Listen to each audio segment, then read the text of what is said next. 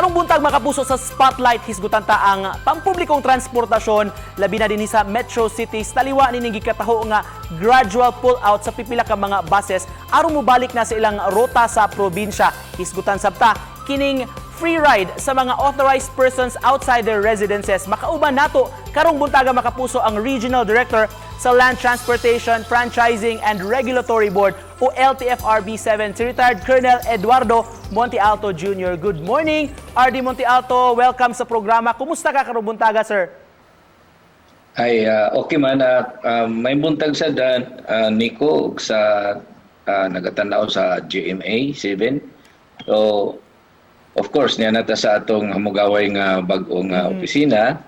So, maayo na ang atong kabutang din wala na ta balhin-balhin. Nindot kayo na opisina, RD, nakabisita bitaw mi one time. RD, kumusta na ning pull out na kuno sa mga series buses diri sa Metro Cebu, labi na sa Cebu City nga ruta, RD? Unsa epekto ani sa atong riding public? Gradual lang ni siya kay atong i-validate kung dili pa pud ta kulangon sa atong kanang mga pasahero kay ang among gitan-aw dinhi ang kailangan mag-compensate pud ni sa atong ridership, no? Manang gradual lang gyud. So ang atong paagi ani kung dunay mosulod nga modern PUJ kay halos man ta every 2 weeks or twice a month nga doon na gitay launch nga modern PUJ.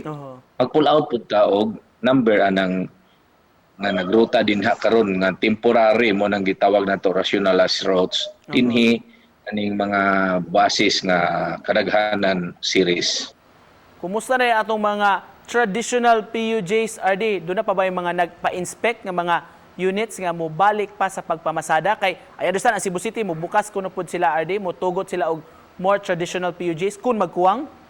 Ang kinini pong uban nga mga traditional PUJ nga operators, they preferred to gihulat na lang nila ang ila. Mao gyapon ni nga mga operators karon ang nag-modernize. Lumoon niya sila nag-apply og loan, nag-consolidate into cooperative.